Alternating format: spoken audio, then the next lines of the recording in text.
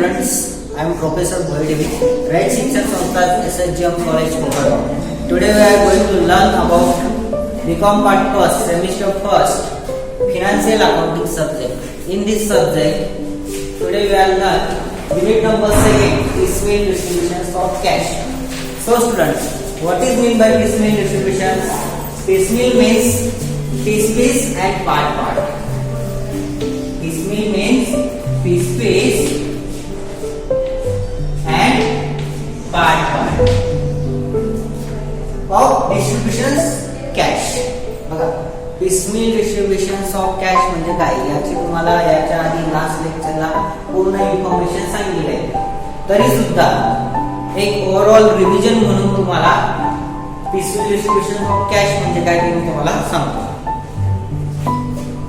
piecemeal म्हणजे काय, piece part म्हणजे थोड्या प्रमाणात किंवा पीस मध्ये काय करायची, डिस्ट्रीब्युशन ऑफ कॅशची डिस्ट्रीब्युशन करायची थोड्या प्रमाणात.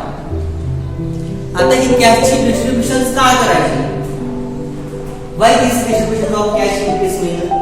So when company dissolve, when company dissolve, at that time we will sold our assets and paid the liabilities. आता आपण काय करतो, जेव्हा कंपनी काय होते, डिसॉल्व होत असते, म्हणजे कंपनी बंद होत असते, त्यावेळेस काय करावं लागतं की आपल्याला आपल्याकडे आपल्या बिझनेसच्या ज्या काही देणे असतात, लायबिलिटीज असतात, त्या आपल्याला त्या ठिकाणी पेड कराव्या लागतात. आता हे पेड करण्यासाठी आपल्याकडे काय पाहिजे, कॅश पाहिजे. आणि ही कॅश तुम्हाला कुठून भेटणार, तर ती कॅश तुम्हाला तुमची जी काही मालमत्ता असते, तुमची जी काही ऍसेट्स असते, ती विकून तुम्हाला ती कॅश भेटणार. आता जेव्हा कंपनी डिसॉल्व होत असते, तेव्हा कंपनी बंद होत असते. कंपनी बंद झाल्यानंतर आपल्याला असा रोज असतो की जेव्हा कंपनी बंद झाली त्याच दिवशी किंवा कपल ऑफ आवर्स मध्ये, काही तासांमध्ये तुम्हाला तुमच्या ज्या काही लायबिलिटीज असतात त्या लगेच पेड कराव्या लागतात. बट ते प्रॅक्टिकली पॉसिबल नाही. म्हणजे काय, ते नुसतं पुस्तकात लिहिलं जातं, बट ते प्रॅक्टिकली काय पॉसिबल नाही. एकाच दिवसात तुमच्या सर्व ऍसेट्स विकून तुमच्या सर्व लायबिलिटीज पेड करणे त्या ठिकाणी ते शक्य नाही.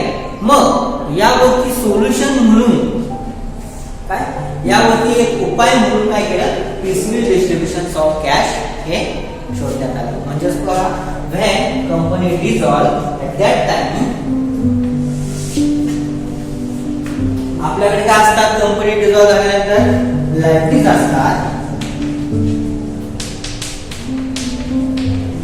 आणि ऍसेट्स असतात. आता ह्या ठिकाणी काय करावं लागतं, सपोज आपल्याकडे लायबिलिटीज असतील, salary creditors, bills payable etcetera, म्हणजे काय लायबिलिटीज असतात त्या आपल्याला काय करायचे असतात, पेड करायचे असतात. आणि आपल्याकडे काही लायबिलिटीज असतील, for example land and building, machinery, ह्या लायबिलिटीज आहेत. आणि आपल्याला ह्या लायबिलिटीज त्या ठिकाणी पेड करायच्या असतात. त्या पेड करत असताना आपल्याकडे पैसे नसतात. पैसे नसल्यामुळे काय करतो आपण, आपल्याकडे जी काय मालमत्ता असते, जे काय ऍसेट्स असतात, त्या आपण काय करतो, विकत असतो, सोल्ड करत असतो. आणि ते सोल्ड करून जी काय अमाऊंट देईल ती आपण काय करत असतो, ती सोल्ड केल्यानंतर ती अमाऊंट आपल्याला एकदमच भेटत नाही, किंवा पूर्ण ह्या ऍसेट्स आहेत त्या एकदमच सर्व काही विकल्या जात नाही. जेव्हा एक ऍसेट विकली जाईल त्यातनं जी काही रक्कम येईल, for example land and building असेल की जर 1 लाख विकली, फर्स्ट रिअलायझेशन आलं, त्यातून आपण ह्या बाकीच्या याच्या अमाऊंट पे करणार. ओके, त्यानंतर त्यातनं जे सॅलरी क्रेडिटची आपण 1 लाख अमाऊंट पे करणार, उरली बिल्स पेबल. नंतर आपण दुसरी ऍसेट विकली, ती गेली आपली 10,000ला. त्यानंतर त्याच्या अमाऊंट आपण नंतर ती बिल्स पेबल करणार. आता इथे लक्ष द्या, आपण ऍसेट सोल्ड करत असताना बघा, ऍसेट काय करतो आपण, नेहमी सोल्ड करत असतो आणि लायबिलिटीज हे आपण त्या ठिकाणी पे करत असतो. आता सोल्ड करत असताना तुम्ही कुठल्याही सिक्वेन्सने त्या ऍसेट सोल्ड करू शकता. म्हणजे पहिल्यांदा तुम्ही मशिनरी सोल्ड केली तरी चालते किंवा पहिल्यांदा तुम्ही लँड अँड बिल्डिंग सोल्ड केली तरी चालते. म्हणजे काय sold in any sequence, sold in any sequence म्हणजे असेच काय करू शकतो आपण कुठल्याही सिक्वेन्स नुसार विकू शकतो. बट लायबिलिटीज पेड करत असताना पेड इन ओनली सिक्वेन्स काय करावं लागतं आपल्याला. लायबिलिटीज ह्या पेड करत असताना फक्त ओनली जो काय आपला सिक्वेन्स ठरवून दिलेला आहे त्या सिक्वेन्स नुसारच आपल्याला त्या पेड करायच्या असतात. आता ह्या कुठल्या लायबिलिटीज पहिल्यांदा पेड करायच्या, कुठल्या लायबिलिटीजला पहिल्यांदा प्रेफरन्स द्यायचा, ह्याची पूर्ण इन्फॉर्मेशन तुम्हाला मी लास्ट लेक्चर मध्ये सांगितलेली आहे. त्या लेक्चर मध्ये मी तुम्हाला सांगितली स्टेप ऑफ किंवा ऑर्डर ऑफ पेमेंट्स हे सुद्धा तुम्हाला माहिती. ऑर्डर ऑफ पेमेंट्स मध्ये तुम्हाला पहिल्यांदा कुठल्या लायबिलिटीज पेड करायच्या असतात. म्हणजे त्या ठिकाणी बघा पहिल्यांदा म्हटलं तुम्हाला की पहिल्यांदा आपण रिअलायझेशन एक्सपेन्सेस पेड करत असतो किंवा डिझॉल्युशन एक्सपेन्सेस हे पहिल्यांदा पेड करत असतो. त्यानंतर गव्हर्नमेंट ड्यूज, गव्हर्नमेंट काही देणं आहे का ते नंतर पेड करत असतो. त्यानंतर एम्प्लॉईज ड्यूज, नंतर सेक्युअर क्रेडिटर्स, त्यानंतर अनसेक्युअर क्रेडिटर्स. म्हणजे ह्या प्रकारच्या ज्या काही ऑर्डरच्या पेमेंट्स आहेत त्या पेमेंट नुसारच आपल्याला काय करावं लागतात, त्या सर्व लायबिलिटीज काय करायच्या असतात पेड करायच्या असतात. म्हणजेच काय जो काही सिक्वेन्स ठरवून दिलेला असतो त्या सिक्वेन्स नुसारच आपल्याला त्या सर्व लायबिलिटीज त्या ठिकाणी 1 by 1 पेड करायच्या असतात. म्हणजेच काय बघा when company dissolve at that time assets are sold and liabilities are paid. आणि तेव्हा पूर्ण ऍसेट्स आपल्याला एकाच टाइमला एकाच वेळेस पूर्ण विकता येत नाही आणि त्यामुळं पूर्ण लायबिलिटीज आपल्याला ऍट द टाइम पूर्ण त्या ठिकाणी पेड करता येत नाही. त्यावरती सोल्युशन म्हणून काय करतो आपण त्या लायबिलिटीज ज्या काय असतील त्या काय करत असतो पीस मध्ये किंवा पार्ट मध्ये सोल्ड करत असतो. That's why we know piecemeal distributions of cash. म्हणूनच त्याला आपण काय म्हणतो piecemeal distributions of cash असं म्हटलं जातं. ओके, मग piecemeal distribution of cash करत असताना आपल्याला काय करावं लागतं तर त्या ठिकाणी तुमचं जो काही जी काही कॅश असेल, ओके, ज्या काही ऍसेट्स असतील आणि त्या ऍसेट्समुळे तुम्हाला त्या काही लायबिलिटीज पेड करायच्या असतात त्या तुमच्या पार्टनर्सना पेड करायच्या असतात. आणि त्या पार्टनर्सना पेड करत असताना आपण काय करत असतो त्यांच्या प्रॉफिट शेअरिंग रेशो नुसार त्या पेड करत असतो. आता प्रॉफिट शेअरिंग रेशो नुसार कशा पेड करणार तर त्यासाठी प्रॉब्लेम मध्ये ऑलरेडी आपल्याला प्रॉफिट शेअरिंग रेशो हा दिलेला असतो. आता प्रॉफिट शेअरिंग रेशोनी आपण त्या पेड करत असतो. बट प्रॉफिट शेअरिंग रेशोने जरी पेड केला त्यावेळेस त्यांचा कॅपिटल रेशो आणि त्याचा प्रॉफिट शेअरिंग रेशो हा सेम असला पाहिजे. जेव्हा हा प्रॉफिट शेअरिंग रेशो आणि कॅपिटल रेशो हा सेम नसेल त्यावेळेस ते आपल्याला कॅशचे डिस्ट्रीब्युशन करता येणार नाही. मग त्याच्यावरती एक सोल्युशन म्हणून, ओके, त्याच्यावरती एक सोल्युशन म्हणून एक मेथड तयार करण्यात आली. त्या मेथडला काय म्हटलं जातं सरप्लस कॅपिटल मेथड. काय म्हटलं जातं सरप्लस कॅपिटल मेथड. बघा त्याच्यावरती सोल्युशन म्हणून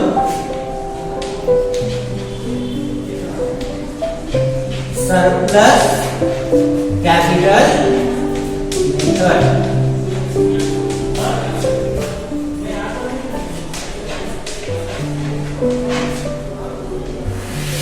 Now what is mean by surplus capital method? Surplus म्हणजे काय अतिरिक्त. ओके, सरप्लस म्हणजे काय अतिरिक्त म्हणजे काय जास्तीचं भांडवल कुठल्या पार्टनर्सनं गुंतवलेलं आहे. ओके, आता सपोज एबीसी हे तीन पार्टनर्स आहेत. आणि तीन पार्टनर्स पैकी कुठल्या पार्टनर्सनं जास्तीचं कॅपिटल जास्तीचं अमाऊंट तुमच्या बिझनेस मध्ये टाकलेलं आहे, जास्तीचं कॅपिटल त्याने इन्व्हेस्ट केलेलं आहे ते पहिल्यांदा आपल्याला काय करायचं असतं फाइंड आउट करायचं असतं. त्यासाठी सरप्लस कॅपिटल मेथड यूज करायची असते. मग या सरप्लस कॅपिटल मेथडनं आपण काय ह्याच मेथडनं काय यूज करतो तर when profit sharing ratio and capital ratio is not same. When profit sharing ratio and capital ratio is not same, at that time we have used surplus capital method. त्यावेळेस काय करत असतो आपण सरप्लस कॅपिटल मेथड ही use करत असतो. मग surplus capital method use कशी करायची, त्याच्या स्टेप्स कुठल्या आहेत याबद्दल पूर्ण इन्फॉर्मेशन तुम्हाला मी लास्ट लेक्चर मध्ये दिलेले आहे. तर त्याच्यावरून आपण काय करणार आहोत की आज सरप्लस कॅपिटल मेथड नुसार प्रॉब्लेम नंबर फर्स्ट हा आज आपण बघणार आहोत. तर पहिल्यांदा काय बघूया आपण प्रॉब्लेम व्यवस्थितरित्या रीड करून घेऊया. तर प्रॉब्लेम मध्ये काय काय सांगितलं ते पहिल्यांदा बघूया आणि सरप्लस कॅपिटल मेथडनेच आपण तो का सोडवणार याचा सुद्धा तुम्हाला मी रिझन त्या ठिकाणी सांगतो. बघा पहिल्यांदा आपण प्रॉब्लेम बघूया. बघा problem number first surplus capital method. Problem number first surplus capital method. बघा प्रॉब्लेम काय सांगितलं बघा. A, B and C are partners and their share profit and losses in the proportions of 3:2:1 respectively. आता बघा इथे लक्ष द्या. A, B आणि C हे तिघ पार्टनर्स आहेत. त्यांचा प्रॉफिट शेअरिंग रेशो आपल्याला दिलाय. त्यांचा प्रॉफिट शेअरिंग रेशो किती आहे तर 3:2:1 हा रिस्पेक्टिव्हली आपल्याला त्यांचा प्रॉफिट शेअरिंग रेशो हा दिलेला आहे. त्यानंतर पुढे इन्फॉर्मेशन त्यांनी काय म्हटले their balance sheet as on 31 March 2016 is as follows. आणि आपल्याला त्यांची बॅलन्स शीट दिलेली आहे. मग बॅलन्स शीट मध्ये त्यांनी काय म्हटले ए बी सी चे कॅपिटल दिलेले आहे. याचे कॅपिटल तुम्हाला दिलेले आहे 30,000.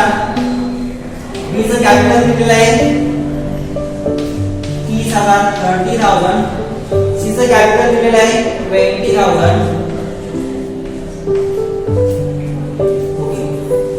आणि आपल्याला ऍसेट दिलेले आहेत. ऍसेट दिलेले आहेत टोटल एकूण 80,000 बोथ साइड टॅली 80,000.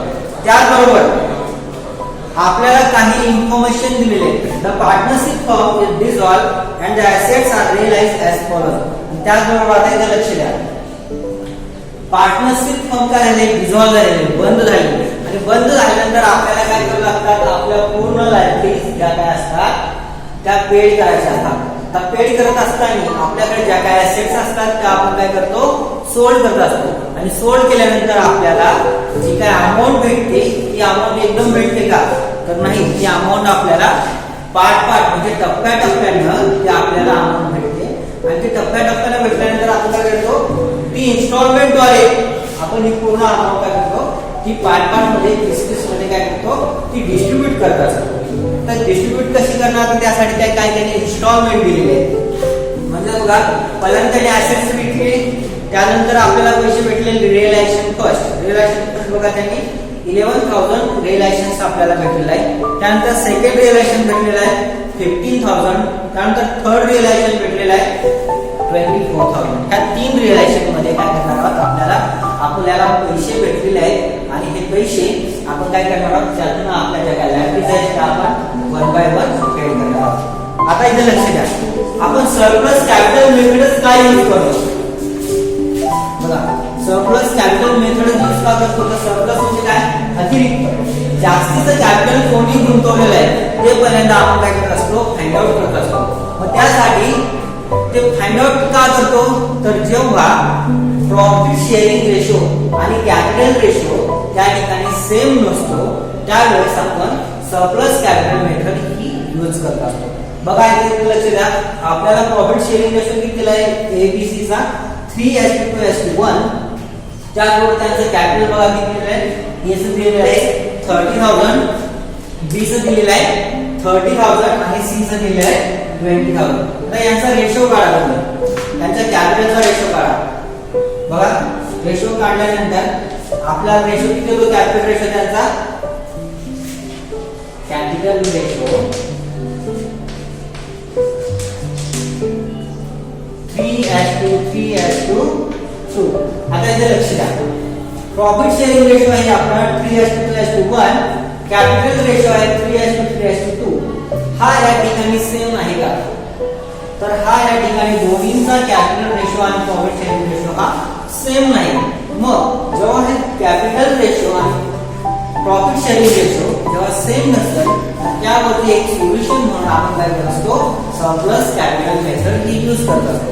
मग सरप्लस कॅपिटल मेथड मध्ये आपण काय करतो, ज्या पार्टनर्सनं जास्तीचं भांडवल गुंतवलेलं आहे ते पहिल्यांदा आपण फाइंड आउट करतो आणि ते कॅपिटल तो सरप्लस आपण काय करतो, पहिल्यांदा त्या पार्टनर्सला वाटून देतो म्हणजे पेड करतो.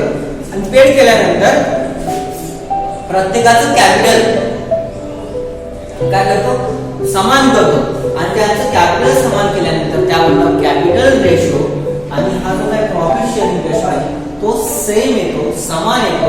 आणि हे दोन्ही समान आल्यानंतर आपण काय करतो, त्यांची डिस्ट्रीब्युशन ऑफ कॅश म्हणजेच काय, आपण काय करतो, राहिलेल्या लायबिलिटीज त्या ठिकाणी त्या पेड करत असतो. मग ह्या प्रॉब्लेम मध्ये आपल्याला फेस करायचे की एबीसी पार्टनर आहेत, त्यांच्या आपल्याला प्रॉफिट कॅपिटल दिलेले आहे, त्यांचा प्रॉफिट अँड शेअरिंग रेशो दिलेला आहे आणि त्याच्यावरून आपल्याला काय रिअलायझेशन दिले आहेत, इन्स्टॉलमेंट फर्स्ट सेकंड थर्ड, त्यावरून काय करणार आहोत आपण, सरप्लस कॅपिटल मेथड नुसार प्रॉब्लेम सॉल्व्ह करणार आहोत. तर मग बघूया प्रॉब्लेम. पहिल्यांदा बघूया आपण statement of surplus capital method. Statement of surplus capital method.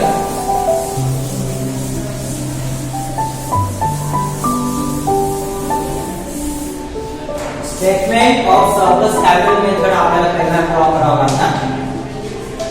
Statement of surplus capital method. तर याचा जो काही फॉर्मॅट आहे तो तुम्हाला मी ऑलरेडी लास्ट लेक्चर मध्ये दिलेला आहे की कसा आपण फॉर्मॅट ड्रॉ करतो. तर पहिल्यांदा आपण काय घेत असतो, पहिल्यांदा पर्टिक्युलर्स, त्यानंतर पार्टनर्स ए बी सी जेवढे पार्टनर्स असतील त्यांचे कॉलम आपण त्या ठिकाणी ड्रॉ करतो. सराव करा सर्वांनी घ्या.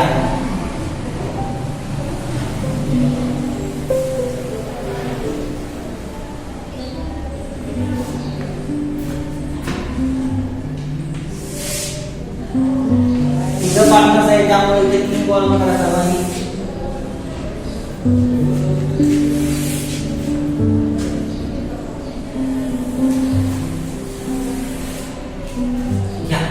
पहिल्यांदा या पहिल्या कॉलम मध्ये पर्टिक्युलर, त्यानंतर एस कॅपिटल, जर प्रॉफिट शेअरिंग रेशो देऊ ठेवा, प्रॉफिट शेअरिंग रेशो 3:2:1 हा आपला प्रॉफिट शेअरिंग रेशो. एचा रेशो किती असणार आहे, तर 3 इथे लिहून टाका सर्वांनी. त्यानंतर बी या बी चा रेशो किती आहे 2 आणि सी चा रेशो किती आहे 1. ओके, हे झाल्यानंतर त्या प्रकारे आपल्याला काय करायचं असतो, चार्ट पहिल्यांदा ड्रॉ करायचा असतो. हा फॉर्मॅट ड्रॉ करा. कुठला फॉर्मॅट आहे, स्टेटमेंट सरप्लस कॅपिटल मेथड नुसार आपल्याला त्या पार्टनरचं कुठल्या पार्टनरचं जास्तीचं सरप्लस, जास्तीचं कॅपिटल आपल्या बिझनेस मध्ये गुंतवलेलं आहे ते पहिल्यांदा आपल्याला फाइंड आउट करायचं असतं. मग पहिल्यांदा काय करणार, आता या तुम्हाला लास्ट लेक्चरला स्टेप सांगितलं, सरप्लस कॅपिटल मेथड नुसार आपण सरप्लस कॅपिटल स्टेटमेंट तयार करत असताना कुठल्या स्टेप फॉलो करतो हे सुद्धा मी तुम्हाला लास्ट लेक्चरला सांगितलं होतं. त्या स्टेप कुठल्या त्या पहिल्यांदा बघा. तर स्टेप नंबर फर्स्ट काय म्हटलं, ते कॅल्क्युलेट पार्टनर्स ऍक्च्युअल कॅपिटल. आता त्या ठिकाणी ऍक्च्युअल कॅपिटल आपल्याला पार्टनर्सचं काय करायचं असतं, कॅल्क्युलेशन करायचं असतं. जर त्याच्या संदर्भात काही इन्फॉर्मेशन दिली असेल तर ते आपण करू. पण ह्या ठिकाणी काही आपल्याला ते कॅल्क्युलेशन करण्याची गरज नाही. ऑलरेडी आपल्याला पूर्ण पार्टनर्सचं कॅपिटल हे प्रॉब्लेम मध्ये दिलेले आहे. मग पहिल्यांदा घ्या step number first, partners capital. Partners capital बघा, याचे कॅपिटल किती आहे त्याच्या कॉलम मध्ये 30,000. बीचं कॅपिटल घ्या 30,000. सीचं कॅपिटल घ्या 20,000.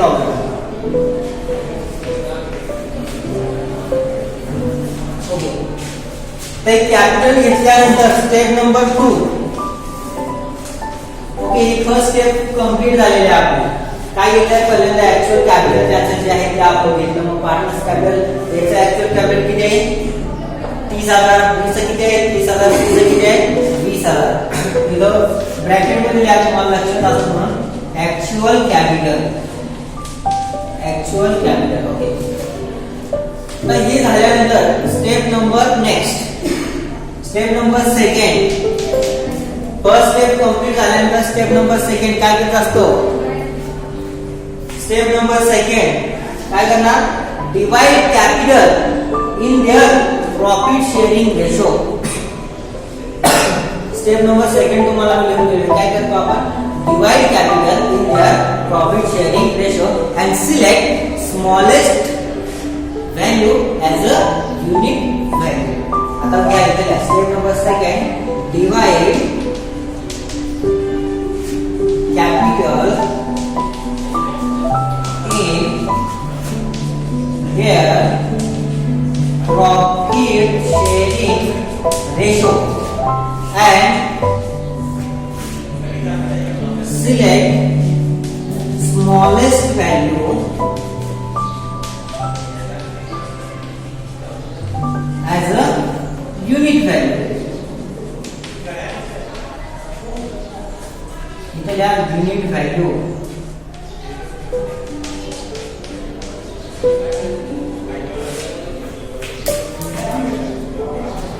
आता बघा, divide capital in their profit sharing ratio and select smallest value as a unit value.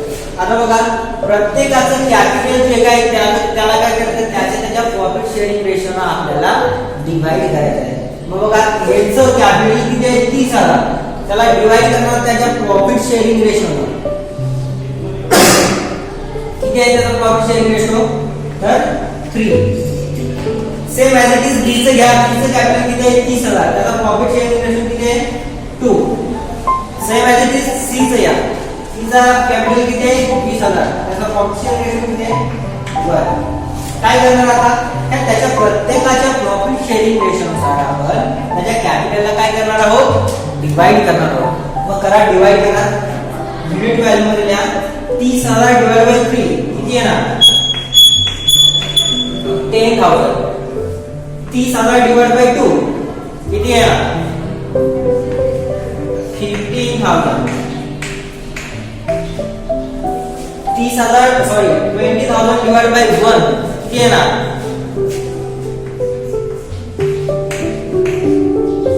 20,000. Okay,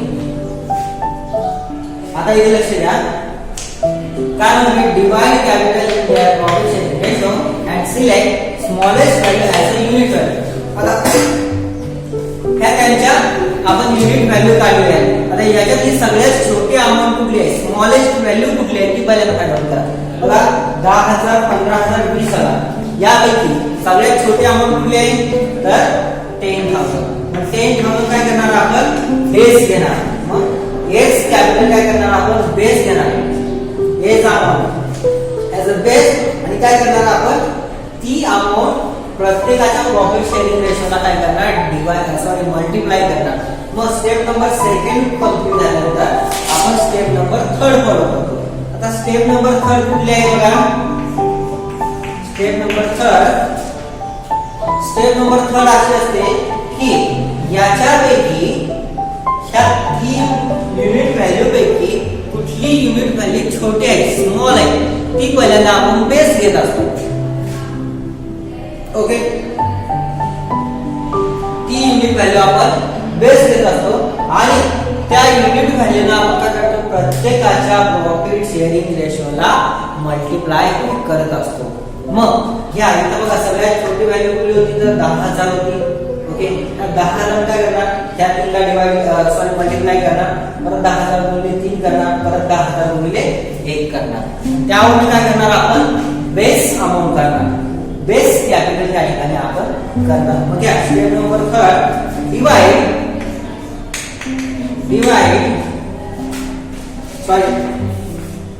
taking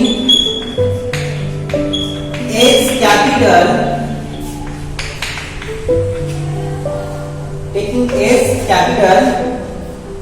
as a base as a base and multiply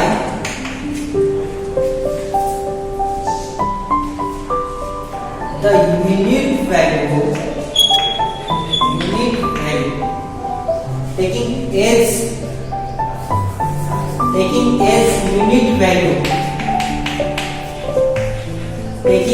unit value as a base and multiply the unit value by their profit sharing ratio.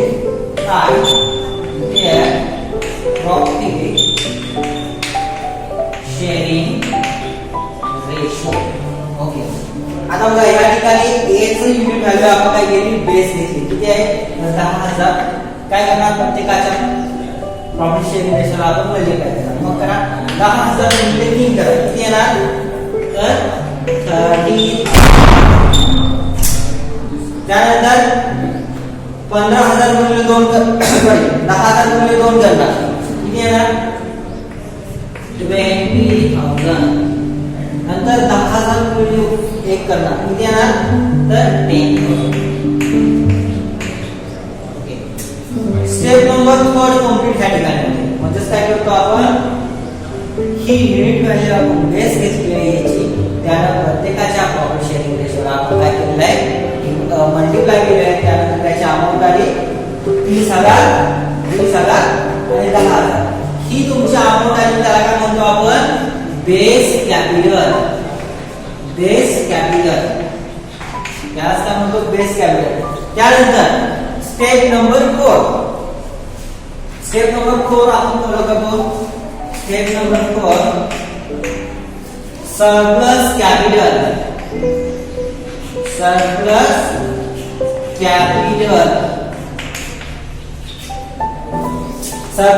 कसं करणार, तर actual capital minus base capital.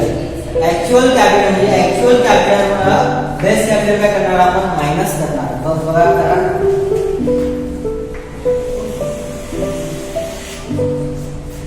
Actual capital मधून base capital minus करा. 30,000 मधून 30,000 गेले उरले 0. 30,000 मधून 20,000 गेले उरले 10,000. 20,000 मधून 10,000 गेले उरले 10,000. ओके, आता इथे लक्ष द्या, हा तुमचा सरप्लस कॅपिटल आलेला आहे. बट सरप्लस कॅपिटल मेथड नुसार आपण काय करतो, जोपर्यंत एका पार्टनरचं कॅपिटल निघत नाही, जोपर्यंत एका पार्टनर शेवटपर्यंत एकाच पार्टनरचं सरप्लस कॅपिटल निघत नाही, तोपर्यंत आपल्याला ह्या स्टेप्स फॉलो करायच्या असतात. तोपर्यंत आपल्याला हे कॅल्क्युलेशन्स करायचे असतात. मग ह्या ठिकाणी किती 2 पार्टनर्स आलेले आहेत. जोपर्यंत आपल्याला एकाच पार्टनरचं हे सरप्लस कॅपिटल मिळत नाही, तोपर्यंत आपल्याला हे स्टेप परत फॉलो करायचे असतात. मग परत आपल्याला स्टेप नंबर 2 पासून फॉलो करावं लागणार. मग आता ह्या ठिकाणी जे मी पुसतो हे आहे असं वरती घेतो.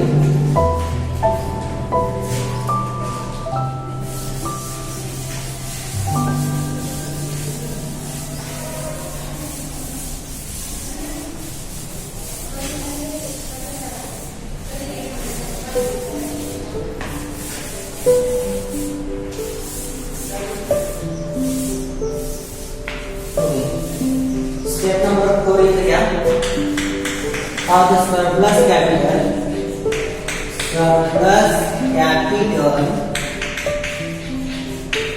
किती होता, याचं काय उरलेलं नव्हता, फक्त B चा उरलेला होता किती, 10,000 and C 10,000.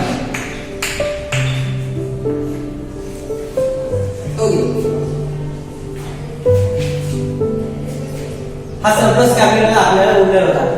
आता आपल्याला काय करायचं, जोपर्यंत एका पार्टनरचा कॅपिटल उरत नाही तोपर्यंत आपल्याला ह्या स्टेप परत फॉलो करायच्या असतात. मग घ्या परत स्टेप नंबर 2 ला यावं लागेल. घ्या step number 2, divide capital in their profit sharing ratio करा and select small value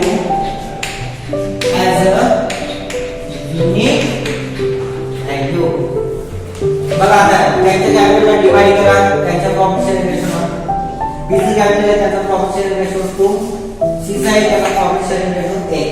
त्याच्या प्रत्येकाने डिवाइड करा. किती येणार? 10,000ला 2 ने डिवाइड केलं तर जी येणार ती युनिट व्हॅल्यू मध्ये करूया. युनिट व्हॅल्यू 5,000 आणि इथं 10,000.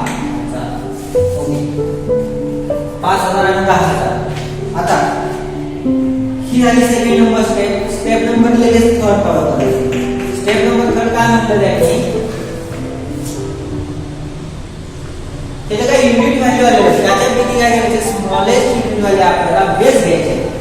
मग कुठल्याचे स्मॉलेस्ट युनिट व्हॅल्यू आहे?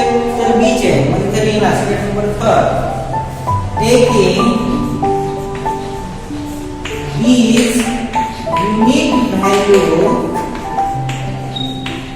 as a base and multiply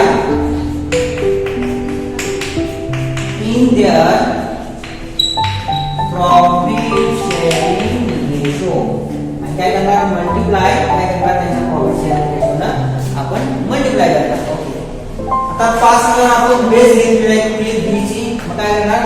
5,000 गुणिले 2 करा. किती येणार? 10.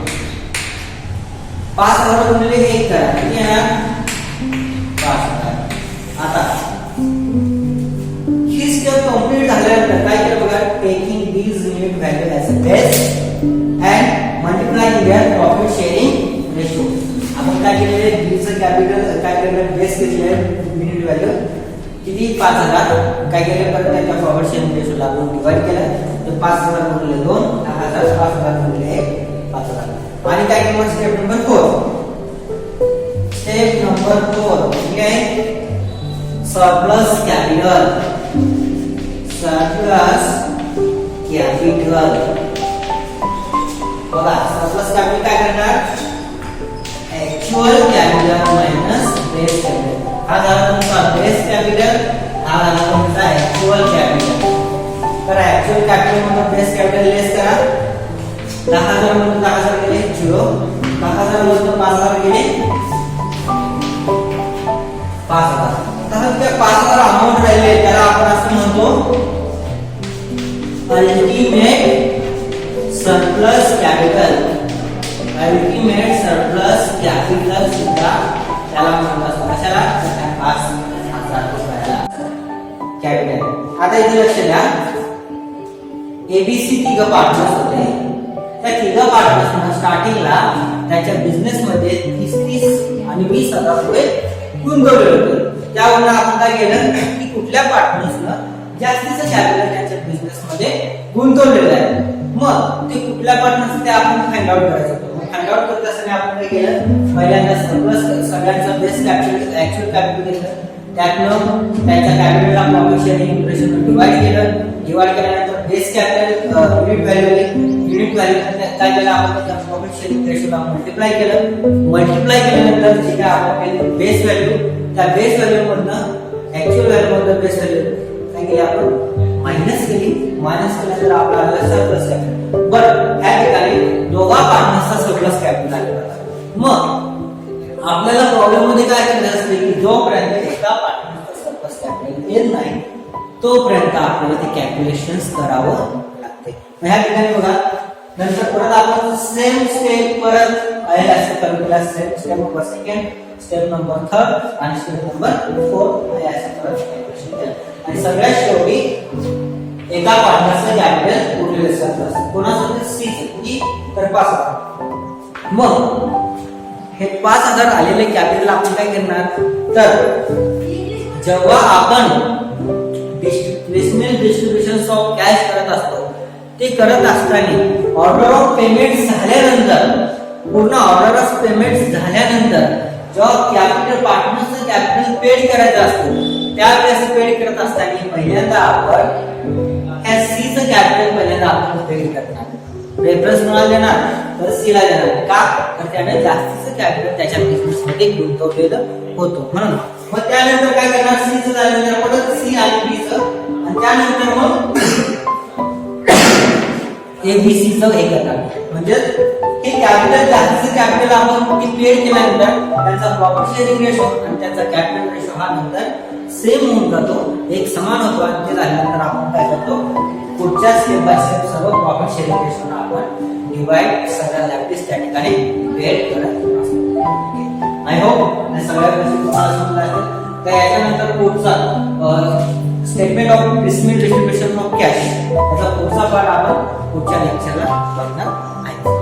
जर कुणाला काही क्वेरी असेल, काही क्वेश्चन्स असेल, तुम्ही डायरेक्ट कमेंट बॉक्स मध्ये टाका.